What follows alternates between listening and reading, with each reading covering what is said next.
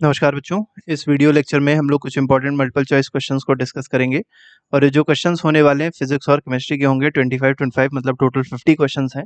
और ये आपके एंट्रेंस एग्जामिनेशन के लिए, चाहे बीएचयू का एग्जामिनेशन आप दे रहे हो क्लास 11th का, चाहे एएमयू का दे रहे हो, तो सबके लिए बहुत ज़्यादा इंपॉर्टेंट होने वाले हैं। तो चलिए स्टार्ट करते हैं। फर्स्ट क्वेश्चन देखते हैं। इसमें कहा गया in which medium sound travels fastest. तो सबसे तेज साउंड किसमें ट्रेवल करती है पूछा गया है। तो देखिए साउंड की अगर बात करी जाए, साउंड सबसे तेज ट्रेवल करती है सॉलिड में, तो सॉलिड में सबसे तेज ट्रेवल करेगी। उसके बाद अगर आप देखेंगे लिक्विड में ट्रेवल करती है और सबसे धीमे ट्रेवल करती है किसमें, गैस में। लेकिन अगर वैक्यूम की बात करी जाए, वैक्यूम में साउंड की जो स्पीड होती है वो क्या होती है, वो जीरो होती है। याद रखिएगा, वैक्यूम में साउंड की स्पीड क्या होती है, जीरो होती है। क्वेश्चन नंबर 2 में आते हैं। सेकंड क्वेश्चन में कहा गया sound wave has frequency 1 kilohertz. अब देखिए जो फ्रीक्वेंसी दी गई कितनी दी गई, 1 किलोहर्ट्ज फ्रीक्वेंसी दी गई है। ठीक है, आपको बताना क्या है, वेवलेंथ दी गई है और स्पीड आपको बतानी है। ठीक है, तो आपको स्पीड बतानी है। स्पीड देखिए कैसे बता पाएंगे, तो पहले फ्रीक्वेंसी को समझिए। फ्रीक्वेंसी दी गई है 1 किलो हर्ट्ज, पहले इसको हर्ट्ज में कन्वर्ट करेंगे तो 1000 हर्ट्ज हो जाएगा। ठीक है, वेवलेंथ मतलब लेमडा दिया गया है कितना है, 0.8 है, मीटर में दिया गया है। स्पीड आपको बतानी है, तो फ्रीक्वेंसी का फॉर्मूला क्या होता है, v अपॉन लेमडा होता है। तो यहाँ से v जो आ जाएगा वही आपकी वेलोसिटी है, वही निकालनी है, स्पीड निकालनी है। इसको मल्टीप्लाई कर दीजिए तो f इंटू लेमडा हो जाएगा। फ्रीक्वेंसी कितनी थी, फ्रीक्वेंसी थी 1000 और मल्टीप्लाई किससे कितना करना था, 0.8 से। दोनों मल्टीप्लाई करेंगे आ जाएगा 800। यूनिट क्या आ जाएगी, मीटर पर सेकेंड। तो 800 मीटर पर second mean second option is the correct answer. Question number 3 पे आते हैं। थर्ड क्वेश्चन में कहा गया body of mass 5 kg falls from rest from a height 10 meter from the earth surface. The kinetic energy of body on the earth surface will be। देखिए जो अर्थ का surface है वहां पर आपको बताना है बॉडी की काइनेटिक एनर्जी क्या होगी। तो देखिए यहाँ पर अगर बॉडी देखें तो बॉडी का मास कितना दिया था, 5 kg दिया था और कितनी हाइट दी गई है, तो 10 मीटर की हाइट दी गई है। ये बॉडी बिल्कुल रेस्ट पे अभी नहीं है, बिल्कुल लास्ट पॉइंट पे आ गई। जब लास्ट पॉइंट पे बॉडी आती है तो यहाँ की जो टोटल पोटेंशियल एनर्जी होती है वो इस पॉइंट की काइनेटिक एनर्जी में कन्वर्ट हो जाती है। तो काइनेटिक एनर्जी जो लास्ट पॉइंट पे होगी that will be equal to potential energy at highest point. और पोटेंशियल एनर्जी हाईएस्ट पॉइंट पे क्या हो जाएगी, तो पोटेंशियल एनर्जी फॉर्मूला लगा लीजिए, mgh। मास कितना है, मास आपके पास है 5, g कितना है 9.8 और h कितना है 10। सबको मल्टीप्लाई कर देंगे तो आंसर आ जाएगा 490 जूल। तो जीरो आंसर ना लगाएगा, 490 joule is the correct answer. Question number 4 पे आएंगे। फोर्थ क्वेश्चन को देखेंगे। फोर्थ क्वेश्चन में क्या कहा गया है, फोर्थ क्वेश्चन को अब देखते हैं। ठीक है, फोर्थ क्वेश्चन में कहा गया a force of 10 newton causes a displacement of 2 metre. तो फोर्स कितना लग रहा है, फोर्स लग रहा है 10 न्यूटन का। ठीक है, और डिस्प्लेसमेंट कितने का हो रहा है, 2 मीटर का हो रहा है। और कहा गया on direction find the work done by the force. तो वर्क डन कितना हो जाएगा, तो वर्क का फॉर्मूला होता है फोर्स इनटू डिस्प्लेसमेंट। दोनों अप्लाई कर दीजिए, 20 जूल आपका वर्क आ जाएगा, मतलब second option is correct. Question number 5 पे आते हैं। फिफ्थ क्वेश्चन को देखेंगे। 500 gram packet having volume 300 centimetre cube is placed in water. तो देखिए आपको मास और वॉल्यूम दिया गया है, तो पहले आप क्या करिए, डेंसिटी निकाल लीजिए। तो डेंसिटी फॉर्मूला होता है मास अपॉन वॉल्यूम। तो पैकेट की डेंसिटी आ जाएगी, तो 500 ग्राम था। ठीक है, और वॉल्यूम क्या था, 300 था। दोनों डिवाइड कर दिए तो 5.3 आ गया। तो ये आ रहा है 5.3 ग्राम पर सेंटीमीटर क्यूब। ठीक है, और इसको किस में डुबोया गया है, पानी में। पानी की डेंसिटी क्या होती है 1 ग्राम पर सेंटीमीटर क्यूब होती है। अब देखिए डेंसिटी किसकी ज्यादा है, इस सॉलिड की ज्यादा है ना, मतलब इस पैकेट की ज्यादा है डेंसिटी। तो ये क्या हो जाएगा, सिंक हो जाएगा। क्या हो जाएगा, सिंक हो जाएगा, मतलब डूब जाएगा पानी में। सिक्स्थ क्वेश्चन पे आते हैं। सिक्स्थ क्वेश्चन में कहा गया if the distance between the two objects A and B is halved the gravitational force will be. अब देखिए फोर्स का फॉर्मूला क्या होता है, तो फोर्स का फॉर्मूला होता है G m1 m2 upon D square. ठीक है, अब देखिए ए और बी की डिस्टेंस को केवल हाफ किया गया है, मतलब जो डी है, डी को क्या कर दिया गया, d/2 कर दिया गया है। तो जब d/2 करेंगे तो f डैश क्या आ जाएगा, ये आ जाएगा G m1 m2 upon d/2 का होल स्क्वायर। अब d/2 का जब होल स्क्वायर करेंगे तो 2 का स्क्वायर 4 और ये ऊपर पहुंच जाएगा। तो आंसर आ जाएगा 4G m1 m2 upon D square. तो इनिशियल कितना था, इतना था, अब क्या हो गया 4 टाइम्स हो गया, तो becomes 4 times will be the correct answer, that is option number 2 इसका सही हो जाएगा। क्वेश्चन नंबर 7th पे आते हैं। 7th में कहा गया बॉडी ऑफ मास 5 kg और इसमें स्पीड में चेंज आ रहा है कितना, 30 मीटर पर सेकेंड से 40। चेंज इन मोमेंटम बताना है, तो मोमेंटम का चेंज जो होता है वो हो जाएगा mass into final velocity minus mass into initial velocity. ठीक है। mv होता है मोमेंटम का formula, mass into velocity momentum का फॉर्मूला होता है। तो मास कितना है 5 है, वेलोसिटी अगर देखी जाए तो मास तो कॉमन था, सेम सेम है, कॉमन ले सकते हैं, v माइनस यू करेंगे तो आ जाएगा 40 माइनस 30 मतलब 10, तो 10 इंटू 5 क्या हो जाएगा 50, ठीक है, किलोग्राम मीटर पर सेकेंड। तो यहाँ पर जो थर्ड ऑप्शन है वो इसका बिल्कुल सही है। क्वेश्चन नंबर 8 पे आते हैं। 8th क्वेश्चन में कहा गया an electron enters a magnetic field at right angles, तो राइट एंगल पे एंटर करती है, the direction of force acting on the electron will be, अब इलेक्ट्रॉन पे जो फोर्स है वो आपको बताना है किधर की ओर होगा। तो इसमें जो यूज होगा मेथड वो होता है Fleming left hand rule use कर देंगे। और जब लेफ्ट हैंड रूल यूज करेंगे तो क्या होगा, अगर मोशन ऑफ इलेक्ट्रॉन देखा जाए इधर की ओर है तो मोशन ऑफ करंट ऊपर की ओर होगा, ठीक है, मोशन ऑफ करंट किधर की ओर हो जाएगा, ऊपर की ओर हो जाएगा, ठीक है। तो यहाँ पर अगर देखें तो इनटू द पेज अगर देखा जाए आंसर इसमें आएगा, इसको आप करके देख लीजिएगा कि जो थंब होती है, थंब जो होता है ये क्या देता है, फोर्स देता है, ठीक है। जो फोर फिंगर होती है, फोर फिंगर याद रखिएगा, फोर फिंगर क्या देती है, तो ये मैग्नेटिक फील्ड देती है। और जो मिडिल फिंगर होती है, मिडिल फिंगर क्या देती है, ये डायरेक्शन ऑफ करंट देती है। तो अगर आप अपने लेफ्ट हैंड, जो लेफ्ट हैंड है उसको कुछ इस तरीके से स्ट्रेच करेंगे कि तीनों उंगलियां आपस में 90 डिग्री पे हो, तो आपको ये जो आंसर है वो मिल जाएगा कि जो फोर्स का डायरेक्शन होगा वो इनटू द पेज आएगा, और फोर्स का डायरेक्शन कौन देगा, थंब देगा, ठीक है। नेक्स्ट पे आते हैं, क्वेश्चन नंबर 9th को देखेंगे। 9th क्वेश्चन में देखिए क्या कहा गया, the magnetic field inside a long straight solenoid carrying a current. देखिए इनसाइड आपको बताना है, सोलेनॉइड के अंदर जो मैग्नेटिक फील्ड होती है वो कैसी होती है, तो बिल्कुल वो यूनिफॉर्म होती है। कैसी होती है, यूनिफॉर्म मतलब same at all the points, यहाँ पर सेकंड ऑप्शन सही है, ठीक है। नेक्स्ट पे आते हैं, 10th क्वेश्चन में कहा गया a white light beam enters a glass prism split into 7 colours, तो जो स्प्लिटिंग होती है 7 कलर में उसको क्या कहा जाता है, डिस्पर्जन कहा जाता है। नेक्स्ट पे आएंगे, 11 में कहा गया अगर किसी पर्सन को हाइपरमेट्रोपिया है, ठीक है, हाइपरमेट्रोपिया है तो उसको क्या होगा, उसको नियर बाय थिंग्स जो है वो क्लियरली विजिबल नहीं होगी, near by things clearly visible नहीं होगी, लेकिन फार अवे जो दूर की चीजें हैं वो विजिबल होंगी। तो can see distant object but can not see near by object distinctly, ये बिल्कुल सही है, ठीक है। नेक्स्ट पे आते हैं, क्वेश्चन नंबर 12th में कहा गया volt meter has high resistance, तो देखिए वोल्ट मीटर के पास रेजिस्टेंस क्या होता है, वोल्ट मीटर का रेजिस्टेंस बहुत ज्यादा होता है। आपको पता है रेजिस्टेंस ज्यादा होगा, हम लोग अगर फॉर्मूला लगाएं V is equal to I R, resistance ज्यादा होने से करंट की वैल्यू बहुत कम हो जाएगी, तो वोल्ट मीटर के पास कोई भी करंट नहीं आएगा। तो जो इसको वोल्टेज मेजर करना होता है बिल्कुल सही मेजर करता है। तो यहाँ पर अगर सेकंड ऑप्शन देखें तो यही कह रहा है it takes a negligible current from the circuit, मतलब वोल्ट मीटर बिल्कुल नेग्लिजिबल करंट लेता है सर्किट से, इसीलिए इसका रेजिस्टेंस क्या है, हाई है। At the time of short circuit, short circuit के टाइम पे करंट जो होती है बहुत तेजी से बढ़ जाती है, तो increases heavily will be the correct answer, ठीक है। और शॉर्ट सर्किट में होता क्या है, जो न्यूट्रल वायर होता है, ठीक है, याद रखिएगा, जो न्यूट्रल वायर होता है वो किसके कांटेक्ट में आ जाता है, तो लाइव वायर के कांटेक्ट में आ जाता है, जिसकी वजह से फायर भी लग सकती है, ठीक है, इलेक्ट्रिक स्पार्क्स भी आ सकते हैं, तो ऐसी कंडीशन को कहते हैं शॉर्ट सर्किट। नेक्स्ट पे आएंगे, 14th में कहा गया which of the following does not represent electric power in a circuit, तो इलेक्ट्रिक पावर को कौन रिप्रेजेंट नहीं कर रहा है पूछा गया है। तो आई स्क्वायर आर फॉर्मूला होता है, आई आर स्क्वायर अगर देखा जाए कोई फॉर्मूला नहीं होता है, गलत है, वी आई होता है, वी स्क्वायर आर भी होता है, तो यहाँ पर I R square will be the correct answer, ये फॉर्मूला नहीं है पावर का।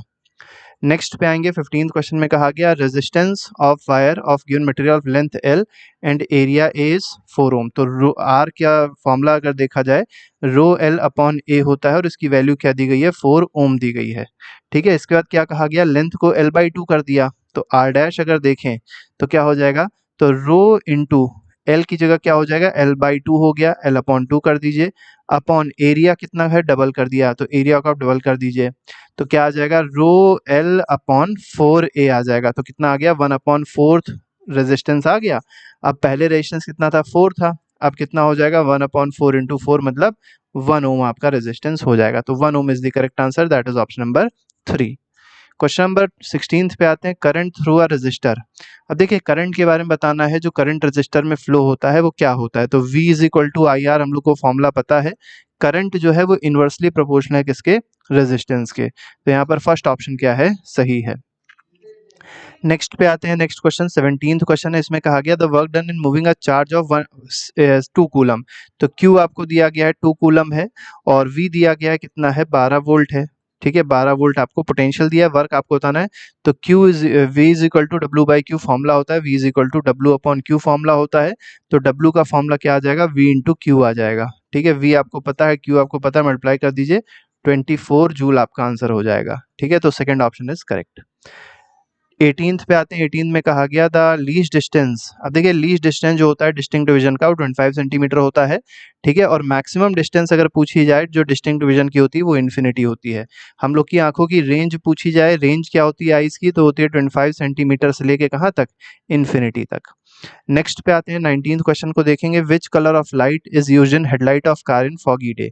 तो देखिए जो हेडलाइट होती है कार की उसमें कौन सी लाइट यूज करी जाएगी फॉगी डे में, तो जो लाइट यूज करी जाती है येलो लाइट होती है। याद रखिएगा, बहुत इंपॉर्टेंट क्वेश्चन है, येलो लाइट यूज करते हैं। नेक्स्ट पे आते हैं, object is placed at centre of curvature of a concave mirror. तो कॉनकेव मिरर के ऑब्जेक्ट कहाँ रखा है, जैसे कॉनकेव मिरर हो गया तो ऑब्जेक्ट रखा है, ये आपका फोकस है और ये आपका सेंटर ऑफ कर्वेचर है। तो ऑब्जेक्ट सेंटर ऑफ कर्वेचर पे जब होता है तो आपको पता होना चाहिए इमेज भी सेंटर ऑफ कर्वेचर पे ही बनती है, बराबर की बनती है। तो distance between its image and pole, तो इमेज और पोल, ठीक है, ये इमेज हो गई, ये पोल हो गई, दोनों के बीच की डिस्टेंस क्या हो जाएगी, तो इक्वल टू 2f हो जाएगी। ठीक है, 2f मतलब क्या कह सकते हैं, सेंटर ऑफ कर्वेचर कह सकते हैं। तो यहाँ पर अगर देखा जाए तो थर्ड ऑप्शन सही है। नेक्स्ट पे आएंगे, नेक्स्ट क्वेश्चन 21st में कहा गया neutron particle is heavier than which of the following particle. अब न्यूट्रॉन किससे भारी होता है, तो न्यूट्रॉन प्रोटॉन से भारी है, लेकिन इलेक्ट्रॉन न्यूक्लियस और पॉजिट्रॉन से हल्का है। नेक्स्ट पे आएंगे, क्वेश्चन नंबर 22 है। 22 क्वेश्चन देखिए क्या कह रहा है। ठीक है, नेक्स्ट क्वेश्चन पे आते हैं। क्वेश्चन नंबर 22 है, इसमें कहा गया the power of combination of convex lens and concave lens. तो देखिए जब कॉन्वेक्स लेंस और कॉनकेव लेंस दोनों के पावर को कंबाइन करेंगे और उसकी फोकल लेंथ सेम है, फोकल लेंथ सेम है इसका मतलब ये हुआ कि इसका पावर भी P होगा और इसका पावर हो जाएगा -P। ठीक है, और कॉम्बिनेशन जो होता है, जब कॉम्बिनेशन ऑफ लेंसेज की बात करते हैं तो जो नेट पावर होता है वो सारे पावर्स का सम होता है। तो क्या हो जाएगा, P - P हो जाएगा, आंसर क्या हो जाएगा, 0 डायोप्टर हो जाएगा। तो पावर कितना हो जाएगा, 0 dioptre will be the power of combined lens. Question number 23 देखेंगे। 23rd क्वेश्चन में क्या कहा गया, थोड़ा सा बड़ा क्वेश्चन है।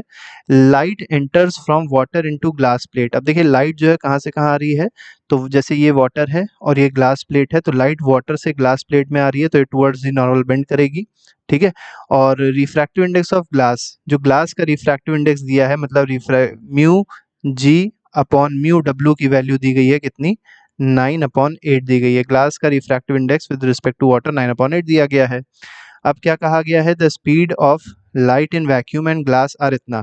तो देखिए ये स्पीड जो है 3 × 10⁸ ये एयर में है और ये स्पीड कहाँ पर है, ग्लास में है। Refractive index of water with respect to air is, अब आपको बताना क्या है, आपको बताना है mu W upon mu A बताना है। तो म्यू ए तो 1 होता है, आपको म्यू डब्ल्यू मेनली बताना है, मतलब ये वैल्यू आपको बतानी है। बहुत सिंपल है, कैसे बताएंगे, तो म्यू जी जो होता है ये वेलोसिटी के इन्वर्सली प्रोपोर्शनल होता है। तो mu G upon mu W को आप क्या लिख सकते हैं, तो velocity of light in water upon velocity of light in glass, आप इसको लिख सकते हैं। ठीक है, अब यहाँ पर देखिए, यहाँ पर आपको क्या समझना है, velocity of light in glass आपको दी गई है कितनी, ये दी गई है, तो आप यहाँ पर लिख दीजिए 9/8 is equal to velocity of light in water. ठीक है, velocity of light in water हो गया, अपॉन, अब अपॉन क्या करेंगे आप, अपॉन करेंगे velocity of light in glass जो कितनी है 2 × 10⁸ है। इसको आप यहाँ से कट कर दीजिए, 2 4 जा 8 हो जाएगा, तो 9/4 हो गई, 9/4 × 10⁸ हो गई क्या, velocity of light in water. अब निकालना क्या था, रिफ्रैक्टिव इंडेक्स ऑफ वाटर निकालना है विद रिस्पेक्ट टू एयर, तो मतलब आपको क्या चाहिए, आपको चाहिए म्यू डब्ल्यू अपॉन म्यू ए चाहिए। अब म्यू डब्ल्यू अपॉन म्यू ए क्या हो जाएगा, ये बराबर हो जाएगा velocity of light in air upon velocity of light in water. Velocity of light in air क्या होती है, तो 3 × 10⁸ मीटर पर सेकेंड होती है, और velocity of light in water क्या है, तो 9/4 × 10⁸ मीटर पर सेकेंड है। 3 3 जा 9 हो जाएगा, 4 ऊपर पहुंच जाएगा, तो आंसर आ जाएगा 4/3। तो 4/3 मीन सेकंड ऑप्शन जो है वो इसमें बिल्कुल सही है। ठीक है, नेक्स्ट पे आएंगे, नेक्स्ट क्वेश्चन को देखेंगे। तो नेक्स्ट क्वेश्चन में देखिए, नेक्स्ट क्वेश्चन कह रहा है, क्वेश्चन नंबर 24 है, inside water an air bubble behaves like. तो अगर पानी में देखा जाए तो जो एयर का बबल होता है वो कॉनकेव लेंस की तरह बिहेव करता है। याद रखिएगा, किसकी तरह बिहेव करेगा, कॉनकेव लेंस की तरह वो बिहेव करेगा। ठीक है, लाइट क्या होती है, डाइवर्ज होती है, यहाँ से क्या होती है, लाइट डाइवर्ज होती है। नेक्स्ट पे आते हैं, विच of the following quantity remains unchanged in parallel combination. Parallel combination में वोल्टेज अनचेंज रहता है, सेम रहता है, और अगर सीरीज कॉम्बिनेशन की बात करते हैं तो सीरीज कॉम्बिनेशन में याद रखिएगा करंट की वैल्यू क्या रहती है, सेम रहती है। नेक्स्ट पे आएंगे, अगला सवाल देखेंगे। अब जो क्वेश्चंस आएंगे वो केमिस्ट्री के होने वाले हैं। तो देखिए यहाँ पर क्वेश्चन कहा गया, गैस डीकलराइजेज एल्कलाइन KMnO4। तो एक गैस है जो एल्कलाइन KMnO4 को डीकलराइज कर देती है, but does not give precipitate with AgNO3। लेकिन AgNO3 के साथ कोई भी प्रेसिपिटेट नहीं देती। आपको बताना है ये गैस कौन सी गैस की यहाँ पर बात हो रही है। ठीक है, तो यहाँ पर अगर देखा जाए तो कौन सी गैस की यहाँ बात हो रही है, पूछा गया इस क्वेश्चन में। तो यहाँ पर जो गैस है वो कौन सी है, C2H4 है। तो C2H4 is the correct answer, that is option number second. Question number 26 seventh पे आते हैं। इसमें कहा गया correct order of reactivity of metals. अब रिएक्टिविटी में देखा जाए तो आपको पता होगा कि सबसे ज़्यादा रिएक्टिव कौन सा होता है। तो सबसे ज़्यादा रिएक्टिव पोटेशियम होता है, फिर सोडियम होता है, ठीक है, नाथ का, फिर आ जाएगा कैल्शियम, फिर आ जाएगा एल्युमिनियम, ठीक है, ज़रा मतलब जिंक, फीके पकाता PB है। तो केदारनाथ का माली आलू जरा फीके पकाता है, इससे हम लोग इसको याद करते हैं। और इसके बाद कॉपर आता है Cu, फिर Hg आ जाता है, ठीक है, फिर Ag आता है, फिर Ag और लास्ट में क्या आता है, Au आता है। ये आपकी रिएक्टिविटी सीरीज है। तो सबसे ज़्यादा रिएक्टिविटी अगर देखा जाए तो इसमें अगर देखें तो ZnCuFeAg, इसमें सबसे ज़्यादा रिएक्टिव कौन है, तो जिंक सबसे पहले आएगा, तो Zn वाला सबसे ज़्यादा रिएक्टिव है। उसके बाद Fe आएगा, उसके बाद Cu आएगा और लास्ट में Ag आएगा, मतलब fourth option is the correct answer. अगले पे आते हैं। अगला क्वेश्चन कह रहा है electronic configuration of A is 282। अब 282 आ रहा है इसका कन्फिग्रेशन, तो A अगर देखा जाए कैटायन के फॉर्म में होगा और इसकी वैलेंसी हो जाएगी 2। बी में जो आ रहा है आउटर मोस्ट शेल में 7 है, इसका मतलब इसकी वैलेंसी हो जाएगी 1। तो इसको उधर भेजिए, इसको उधर भेजिए, तो क्या हो जाएगा, AB2 will be the correct answer. तो AB2 मीन्स सेकंड ऑप्शन इसमें बिल्कुल सही है। क्वेश्चन नंबर 29 पे आते हैं। 29 क्वेश्चन में कहा गया in a lab accidentally a few drops of concentrated acid get spill over a student. तो एक स्टूडेंट के ऊपर कंसंट्रेटेड एसिड गिर गया, तो क्या करना चाहिए। तो देखिए न्यूट्रलाइज तुरंत नहीं करना चाहिए एल्कली के साथ, क्योंकि एल्कली भी क्या होती है, कोरोसिव होती है। जैसे एसिड कोरोसिव है वैसे एल्कली भी कोरोसिव होती है। Wash the hand with saline solution बिल्कुल गलत है। NaOH अप्लाई नहीं करना चाहिए पानी के बाद। क्या अप्लाई करना चाहिए, सोडियम हाइड्रोजन कार्बोनेट को अप्लाई करना चाहिए। पहले उसको पानी से धुलिए और फिर सोडियम हाइड्रोजन कार्बोनेट को अप्लाई कर दीजिए, ठीक है, हाथ बिल्कुल सही हो जाएगा। नेक्स्ट पे आते हैं, क्वेश्चन नंबर 38 देखते हैं। Volume of gas at 0 degree Celsius. तो 0 डिग्री सेल्सियस पे अगर देखा जाए वॉल्यूम जो होता है गैस का वो 22.4 सेंटीमीटर क्यूब होता है। तो ये ग्रेटर देन 0 हो जाएगा। तो यहाँ पर अगर देखा जाए तो थर्ड ऑप्शन सही है। Pair of element both of which exhibit the property of catenation. तो कैटिनेशन किसमें होता है, तो कार्बन में होता है और सिलिकॉन में होता है। तो इसमें सेकंड ऑप्शन बिल्कुल सही है। क्वेश्चन नंबर 32 पे आते हैं। During galvanisation iron is coated with another metal. तो आयरन किससे कोट किया जाता है, तो आयरन की कोटिंग करी जाती है जिंक से, ठीक है, गैल्वेनाइजेशन में याद रखिएगा, बहुत इंपॉर्टेंट क्वेश्चन है। नेक्स्ट क्वेश्चन पे आते हैं। क्वेश्चन नंबर 33 देखेंगे। इसमें कहा गया which of the following molecule possess single and double bond. तो सिंगल और डबल बॉन्ड किसमें होती है, तो नाइट्रोजन में अगर आप देखेंगे तो ट्रिपल बॉन्ड होती है केवल। ऑक्सीजन में देखेंगे तो केवल डबल बॉन्ड होती है। इथीन में देखेंगे तो क्या होता है, C डबल बॉन्ड C, और यहाँ पर एक H होगा, एक H इधर होगा, एक H इधर होगा और एक H इधर होगा। तो यहाँ पर अगर आप देख सकते हैं डबल बॉन्ड भी है कार्बन कार्बन के बीच में और कार्बन हाइड्रोजन के बीच में सिंगल बॉन्ड है। तो यहाँ पर सेकंड ऑप्शन सही हो जाएगा, ठीक है। इथाइन में अगर आप देखेंगे तो ट्रिपल बॉन्ड होती है कार्बन के बीच में और हाइड्रोजन और कार्बन के बीच में क्या होती है, सिंगल बॉन्ड होती है। 34th क्वेश्चन पे आते हैं। 34th क्वेश्चन में कहा गया which of the following electronic configuration correspond to a metal. तो मेटल के आउटर मोस्ट सेल में याद रखिएगा या तो 1 इलेक्ट्रॉन होता है, या तो 2 होता है, या तो 3 होता है। तो यहाँ पर अगर देखा जाए तो थर्ड ऑप्शन सही हो जाएगा, ठीक है। ये नॉन मेटल है, हेलाइड है, हेलोजन है, और ये अगर आप देखेंगे तो ये नोबल गैस है, हीलियम है, ठीक है।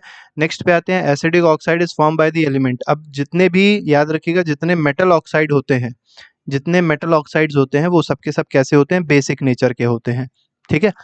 एल्युमिनियम ऑक्साइड और जिंक ऑक्साइड को छोड़ दिया जाए, Al2O3 और जिंक ऑक्साइड जो होते हैं ये एम्फोटेरिक होते हैं। बाकी सारे सारे क्या होते हैं, बेसिक होते हैं। और जितने नॉन मेटल ऑक्साइड्स होते हैं, NMO मतलब नॉन मेटल ऑक्साइड, ये कैसे होते हैं, ये एसिडिक होते हैं, ठीक है। अब नॉन मेटल ऑक्साइड में क्या आ जाएगा, CO2 आ जाएगा। C के साथ जब O2 जुड़ेगा तो बना देगा CO2। तो ये कैसा है, ये एसिडिक नेचर का होगा। तो यहाँ पर फोर्थ ऑप्शन इसलिए क्या है, सही है। नेक्स्ट पे आते हैं।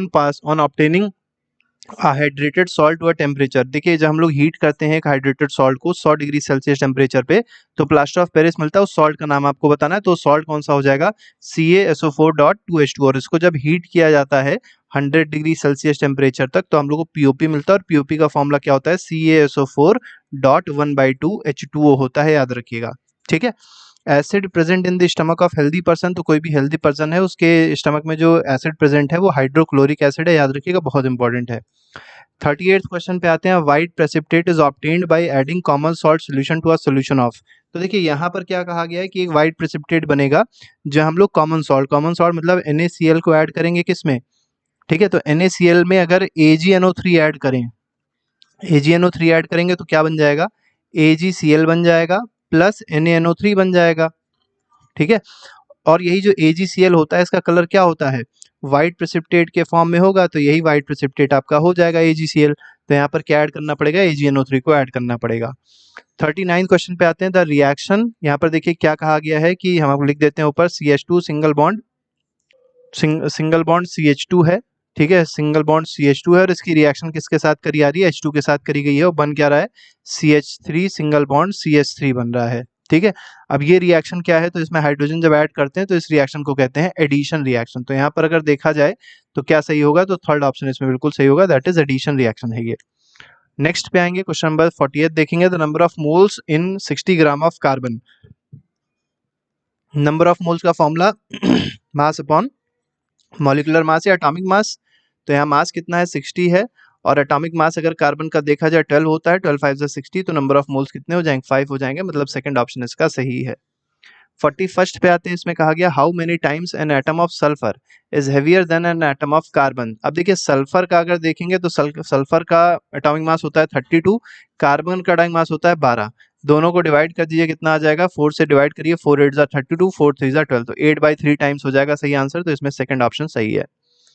42 पे आते हैं, 42 में कहा गया which of the following has liquid dispersed phase and gas dispersion medium. तो डिस्पर्जन मीडियम में गैस है और लिक्विड जो है वो डिस्पर्स्ड फेज है, ऐसा किसमें होता है, तो ऐसा होता है क्लाउड में, ठीक है।